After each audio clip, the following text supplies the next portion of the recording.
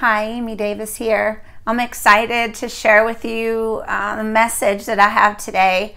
First, I want to just say that I'm so thankful for those of you that write and share the revelations that you're getting from the Lord. It's such an encouragement to hear how the Lord is really speaking in this hour.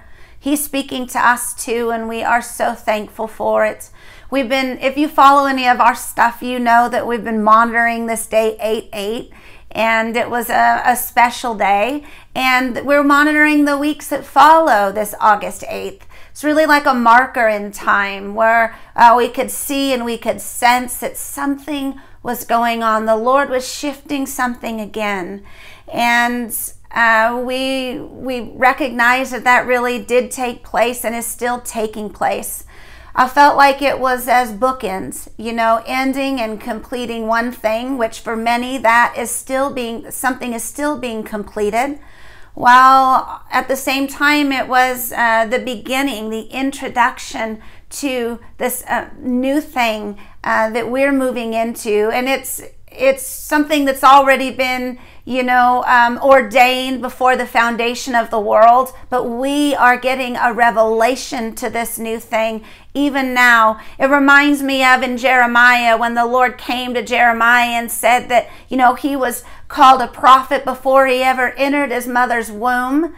And that moment as a young person that he was given this revelation of what he would do, a revelation of what this next part of his journey would look like.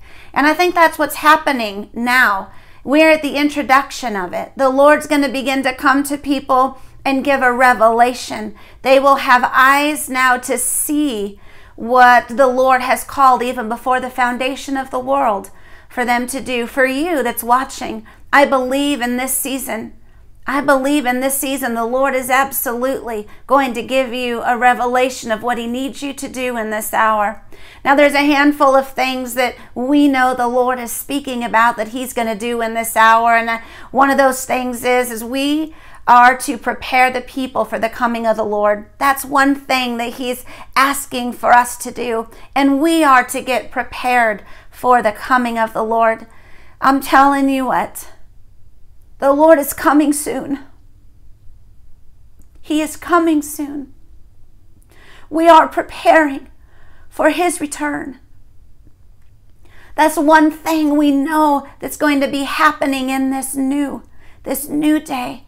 We know that we are introducing the coming age, touching the powers of the age to come, really bringing an introduction to that age here on the earth. I talked about how it's as bookends, and I want to speak for a minute about that. I want to speak to you about how we end that book. There's something that is a little bit hard to explain, and I'm going to try to get to it the very best that I can. We talked about how part of what ends this book is completing what we were called to in that last season.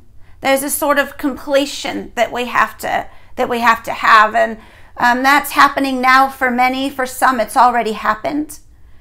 For some of you, you see that you've been waiting and waiting for that thing to end, and I'm telling you that as you see by faith what's taking place, you will believe and understand that it's ended in the realm of the Spirit.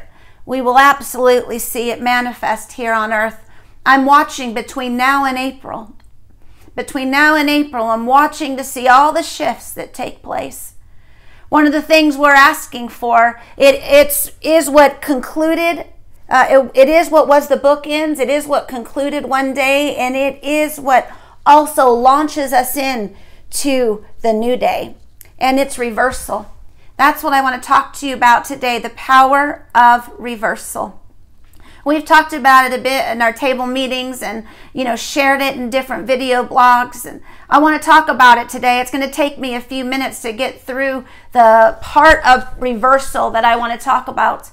But we know that we've been given the power of reversal to reverse the curse, to reverse the effects of COVID, to reverse the negative effects of the injection, as we call it. we absolutely have the power for reversal, to reverse these word curses. You know, I want to share just real quickly a verse that I love out of Hebrews 12 before I go on. 12 verse 2 says this: fixing our eyes on Jesus, the author and perfecter of our faith. See, that's what this whole new book is about. It's about a walk of faith, seeing things as they are in the realm of the Spirit. He is the author and perfecter of faith, who for the joy set before him endured the cross, despising the shame, and is set down at the right hand of the throne of God. This journey is about faith, and this new journey, this new thing that we're in now, it is about grabbing a hold of joy, everlasting joy. Isaiah 61:7 says, instead of shame, you will have a double portion and everlasting joy. And I want to talk for just a minute about that joy and how we grab a hold of it and how we, despising the shame, it says, Jesus despising the shame and has sat down at the right hand of the throne of God. How do we get rid of the shame? I want to talk about that reversal today. Reversing curses and reversing shame. Despising the shame. The reversal of that. I'm going to talk out of 2 Samuel 16. If you can stick with me. I want to talk about the life of David. I want to talk about this journey that he was on. I want to talk about Saul. I look at Saul and I see that Saul's house was a house of shame. You know, he named one of his sons, O man of shame, or man of Baal. He was died a shameful death the same day as his sons. It was definitely a house of shame. And then we have this choice to be as the house of David, to choose this day whom we will serve. That's this new day, choosing this day whom we will serve, preparing for the coming of the Lord, choosing joy and love. It's our opportunity. So we closed off that other book. That other book is done, but there's a reversal that must take place. There is a reversal, and this happened with a man named Shimei. I'm going to share that story, but first I want to talk a minute about David.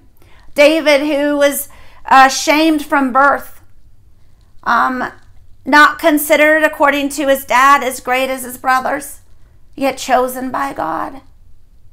You know, he fought shame pretty much his entire life. Bathsheba and the baby and Absalom and Saul. You know, I find it interesting with this shame of Saul's house. You know, Jonathan had this opportunity to go and serve with David. This great opportunity. And we know the story about how Jonathan helped David to escape. But he had a chance to go, but he was bound by the shame of his father's house. You see, his father shamed him at the feast there with the family. And I can just picture that. And there was such a shame, and I believe that shame took root somewhere. And he, you know, died in the shame of his father's house. Yes, he was a great friend to David. But you see, David chose to escape that, and it was a battle for David, constantly leaving those attacks. Constantly. And then he dealt with it with his daughter, and he dealt with it with Absalom. And then he dealt with it with Shimei. And let me read to you what was going on here with David in his life. I remember this verse real quickly. It's coming to me. The verse that says, anoint me with hyssop that I would be clean. Wash me that I would be whiter than snow. He was battling shame. And he was asking the Lord to cleanse him. And I love that verse that I quoted in Isaiah 61:7 that says, instead of shame. You see, we're ending that whole other book, that whole other thing that we just went through. It's done. It's completed. There's a reversal happening. And those things are, we're sending all those curses away. We're ending one whole book. And we're positioned here for a walk of joy. A walk of getting prepared for the coming of the Lord, instead of shame, we'll have a double portion and everlasting joy. That's our new day. So here it is. David is fleeing from Absalom, his son. Just this wickedness, which is absolutely a principality over many regions. And I believe that that principality can be fueled by shame. And it is also tries to affect people through shame. But this is something we can deal with, you see, because Jesus dealt with it on the cross. It's already done. It's dealt with. And we're hidden away, even before the foundation of the earth, called and destined to be hidden away in God with Christ, to be revealed with Christ in glory. The shame is already dealt with. So here King David is fleeing Absalom. And it says, a man of the family of the house of Saul. Remember, I said Saul's house was a shameful house, whose name was Shimei. He came out cursing continuously as he came. He threw stones at David and all the servants of King David. And then it goes on to say, and Shimei said when he cursed, get out, you man of bloodshed and worthless fellow.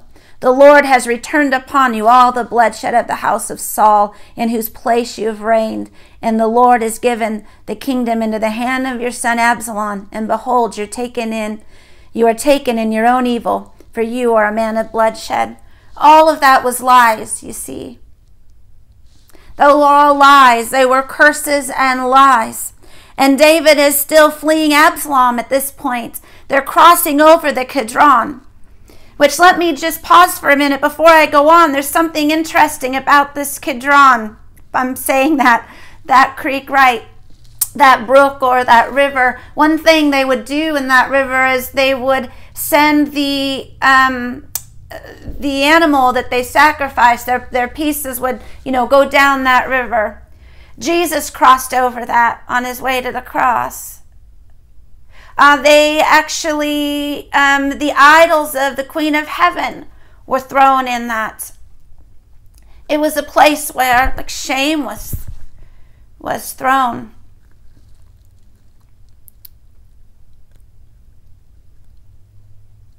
They're crossing over that place, and King David, it says that Shimei was walking parallel to King David, and he's just speaking curses. It says he went along the hillside parallel with him. As he went, he cursed, cast stones, and threw dust at him. King David's response at first was this way: perhaps the Lord will look on my affliction and return good to me instead of his cursing this day. So David and his men went on their way. You see, David chose to just believe that the Lord was going to return good to him. And I believe the Lord did. He was blessed by the Lord. But I want to go on to and share with you for a moment this part about reversal. You see, there's something within David's life that he didn't, that wasn't dealt with as far as this shame, as far as the house of Saul and Shimei. But it was dealt with by his son Solomon, commanded by David at the end of his life. When David was dying, he said this to his son Solomon: behold, there is with you Shimei, the son of Gera, the Benjamites, and it goes on. It says, now it was he who cursed me with a violent curse.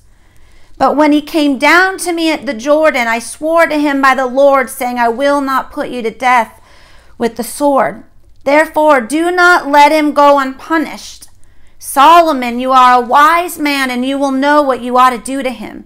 You will bring his gray hair down to show with blood.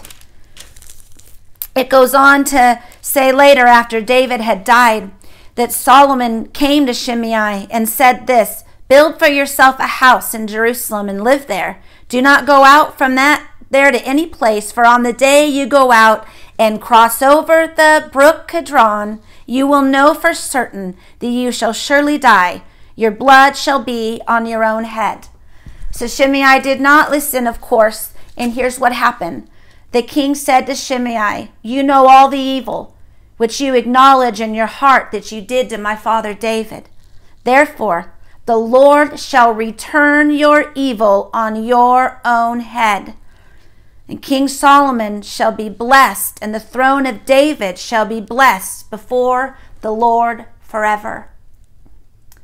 You see, this is happening now. There is a reversal. I've struggled with this reversal. You see, I've never been one to pray, "Reverse the curse." Not once in my life did I pray that prayer. I always pray and say, "Lord Jesus, you died for such a time, you take it. I send it to the cross to be dealt with by the Lord." But you see, it's not just in the life of David and Shimei. We see it in the New Testament as well with Paul, the way things were dealt with. So, there is something to the power of reversal, reversing the curse. It's something that has to be done. And I'm so thankful for the Lord Jesus. Let me go back to that Hebrews chapter 12 again. Chapter 12, verse 2. Jesus, the author and perfecter of our faith, for the joy set before him, endured the cross, despising the shame, and is sat down at the right hand of the throne of God. Despising the shame. That's what we did. That is what really is concluding this other book. It's the despising the shame, reversing the curse. In the new day, there's a freedom and a joy we didn't experience before. You see, we're moving into the double portion and everlasting joy. That's what this new day is about. The joyful opportunity to share with the Lord's beloved his great return. Preparing ourselves for his return. On 8/8, before my daughter and I did a really massive hike on an amazing mountain here in Oregon. And she was a rock star, let me tell you. And I knew 8/8 was a special day. I hiked this mountain some 6 years earlier, and I had planned to do it several months ago. And I looked in my notes this morning and found that it was exactly 4 months. It was April the 8th when I had decided we're for sure doing it this year. We've been talking about it a while. And I didn't know when we were going to do it. I was looking through the calendar, not paying a lot of attention, and picked a day that we could do. And it turned out the day that I picked was exactly 6 years to the day. And it was 8/8. And I hadn't even put that together, but it was a time frame we had been looking for, but I hadn't put it together at the time. And so we did this hike on that day, and it was special. But that morning she woke up and she had had a dream. She said, "Mom, I just had a dream, a God dream. I haven't had one in a while." She said, "I dreamt about the coming of the Lord. I dreamt about the Lord's return." And she was a little emotional about it and excited about it. And there was a lot of beautiful details. But it was such a confirmation to me about what this new day is. Introducing the new day. That's what we're doing now. The coming of the Lord, preparing the people for his return with joy. And the book ended, you see, with reversing the curse. Getting rid of the shame once and for all, and crossing over into our new day. I pray for you.